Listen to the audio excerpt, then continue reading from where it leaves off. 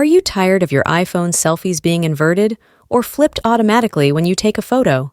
So if you take a photo with your front-facing camera, but it turns out inverted when you open that photo in your photo gallery, then I'll show you how you can easily fix this problem.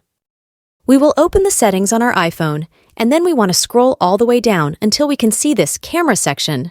We want to tap on that, and that's going to open a page where we have a bunch of different settings related to our iPhone's camera. In order to stop the camera from inverting or flipping our photos, we will enable the option called Mirror Front Camera.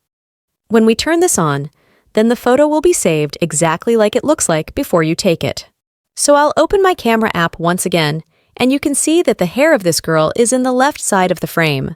If I take a picture now, you can see that the photo is not inverted anymore and it is mirrored the right way. The hair is in the left side like it should be. So just enable the Mirror Front Camera option, and that's it.